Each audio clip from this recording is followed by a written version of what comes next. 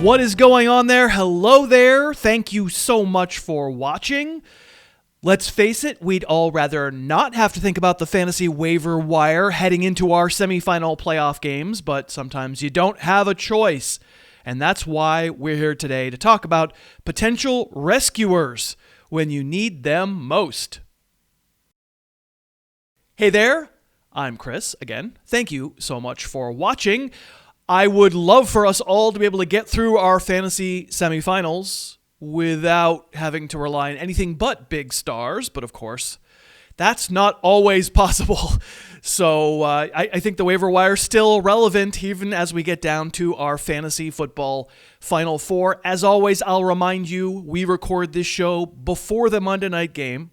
So that means we won't have Ravens or Browns for you. So therefore, I would recommend, in addition to watching this video, also check out the podcast at harrisfootball.com on Tuesday, midday Eastern time, and we'll have a complete, final, and updated waiver wire for Week 15. For now, though, let's start digging into the film and talk about some players you might think about adding. So these are the shallower league ads you can think about for Week 15 and their Yahoo ownership percentages. I'm putting Drew Brees on top here as a reminder that after losing to the Eagles Sunday with Taysom Hill, New Orleans has temporarily lost the NFC's number 1 seed and can't afford to mess around. If Brees is healthy, he has to play against the Chiefs in Week 15. That sounds like points.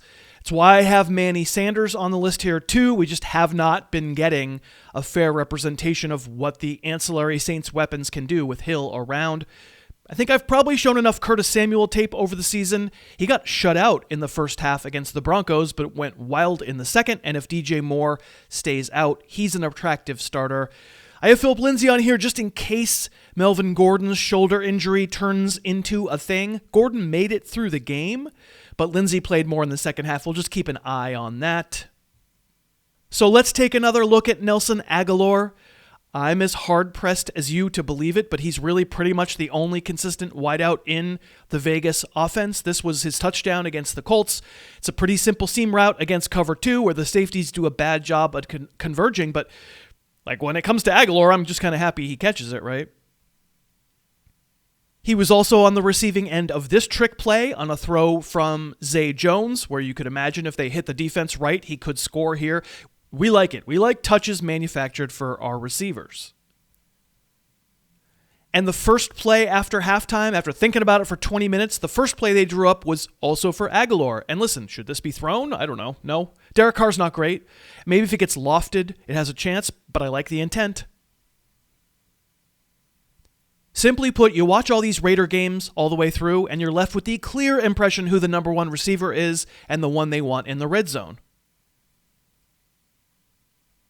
This is actually a completely different drive from that last one, and it's more of a scramble drill. But again, the receiver Carr trusts most is Agholor. They're waiting for him to get open and then giving him a try.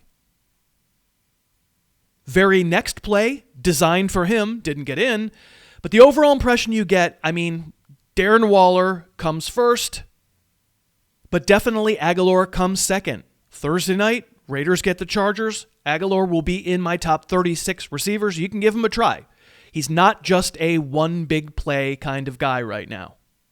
I'll get back to counting down the waiver wire in just a moment. First, let me thank today's sponsor. So if you watched football on Sunday on a lumpy old couch and were frustrated with how uncomfortable it was, I have a Burrow sofa. I can tell you I watched my football all day on my Burrow sofa, and it's fantastic. It is a genius idea. Burrow is luxury furniture that doesn't come at a luxury price, and that's the genius. You can actually get legit, awesome, high-end store quality furniture sent direct to you, saving you money, and also not have it take a PhD to figure out how to fit the blurg into the Fjorg. Your Burrow will take you 10 minutes to assemble. No tools necessary. Plus, it disassembles and reassembles very simply anytime you move. They have thousands of color and style and shape combinations to choose from. Plus, get other furniture to go with your new sofa. Every Nomad Burrow sofa comes with a built-in USB charger, which is amazing, and every single Burrow order comes with free fast shipping. We can get you $75 off right now. Go to burrow.com/HarrisTube and find out more. You won't believe the price. It's really great. $75 off right now. Go have a look. Okay, let's get back into the waiver wire for Week 15, and we're counting down some lesser-owned players, some deeper league guys you might be thinking about adding, and I'm going to count them down from 5 through 1. At 5, I think, well, I don't know. I don't love it, but it is a tight end streamer we could try. Help me connect the dots here. Mike Gesicki was on fire Sunday, a couple great catches, 2 touchdowns, and then this happened. And immediately it looked like it might be bad. I will admit, as of my recording this, I don't know the extent of this injury, but I'd be surprised, actually, if Gesicki plays Week 15 against the Patriots.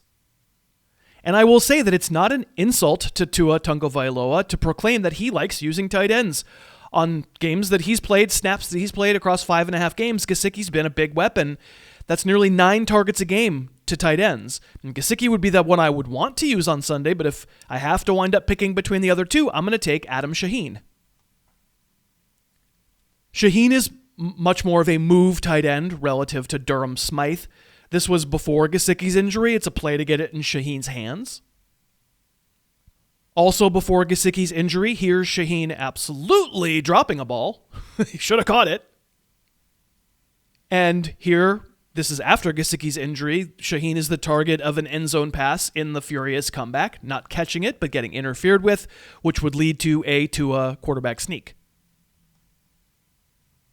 Shaheen is a former second-round pick of the Bears. He may not be a Gesicki-level freak athlete, but if Gesicki can't play, deep league ad, I could see streaming Shaheen.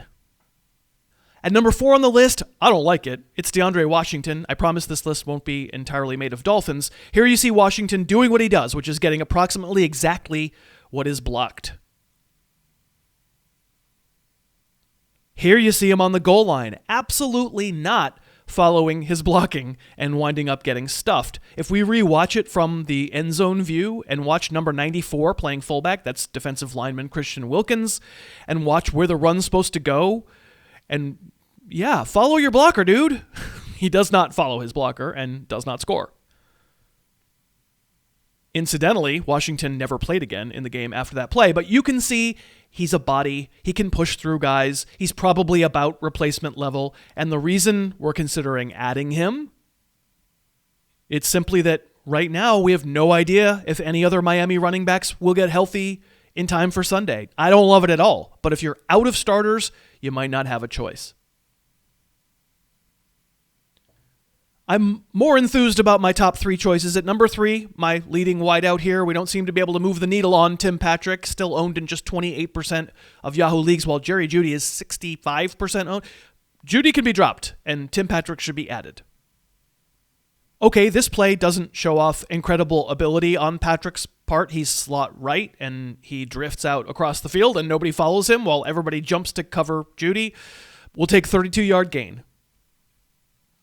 But this looks familiar, I think. It should, because it's a variety on a goal line play we've been showing you on the channel for basically a month. The Broncos love Patrick in tight quarters. They love this formation in particular with him in motion and get the ball in his hands. Now, no question, KJ Hamler was dangerous on Sunday. He caught 2 long touchdowns. This was the first one. Hamler sees a lot of singled up looks because he hasn't really done anything yet, and he's got speed to burn. Safeties don't pay Hamler much mind yet, and that led to his second touchdown, where obviously what's most notable here is bad defense, but Hamler's fast. Yet with one more week to try and win, I think Patrick is the Denver receiver you take a chance on. We showed you this play last week. Let's show it again. Hamler and Jeudy have brighter futures.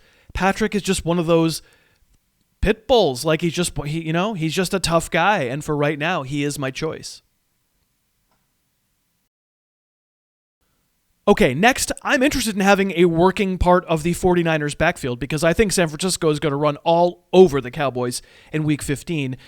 And sure, I would prefer Raheem Mostert, but Mostert's available in 6% of leagues. Jeff Wilson is available in 81% of leagues, and he scored a short touchdown on Sunday, which we'll show you in a second. To be fair, the snap count that we just showed you was influenced by Mostert taking this hit and not feeling too good when he got up. He went to the locker room. He missed about 12 minutes of the second quarter. The fact is, though, Wilson was involved throughout. When they get in the red zone, lately and really for a lot of the season, Wilson becomes the main option. Neither Mostert nor Wilson is big. Mostert's probably faster, but that's a good cut to get past Chase Young and almost score. Next play, Wilson's still in there, and they give him a crack, but he doesn't get in. But undeterred, they try him again, and he does bowl his way in.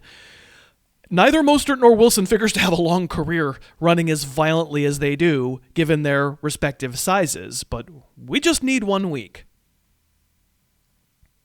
And you know against the Cowboys, you're going to see a lot of this good Niners blocking. Clean lanes, ability for Mostert and Wilson to just not have to think, charge right up there, straight through the hole, get up ahead of steam.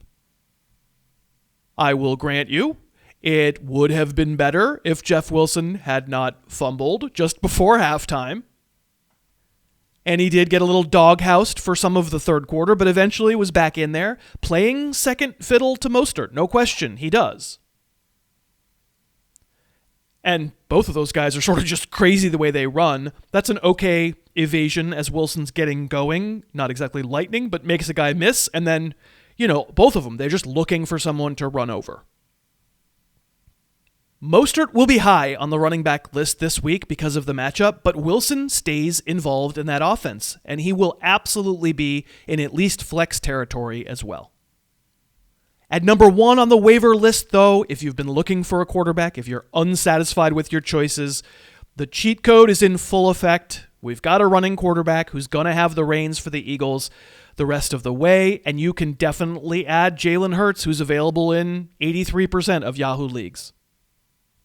Doug Peterson has critics, and rightly so, but he did not Bruce Arians it. He didn't force Hurts to run the Carson Wentz offense. He tailored the thing. He brought a little bit of Alabama to the Eagles. Was the throwing great? I will tell you largely it was not. This was a pretty unforgivable miss to Jalen Reagor as the deep safety falls down like a clown, and all the ball had to be was vaguely catchable, and it wasn't. But when he could keep the throws short and stand in and take a hit to make a back shoulder throw like this one to the cryogenically unfrozen Alshon Jeffrey for a touchdown, Hurts was okay. To the Eagles, I dare say the most valuable part having Hurts in there is that when something like this happens, and it happens a lot because Philly's offensive line is terrible, Hurts doesn't stand there like Carson Wentz and take a sack or throw a pick. He sees it, and he runs out of there, and he limits bad down and distance. Another example right here. Hurts may just be a better fit for a team with a crumbling offensive line.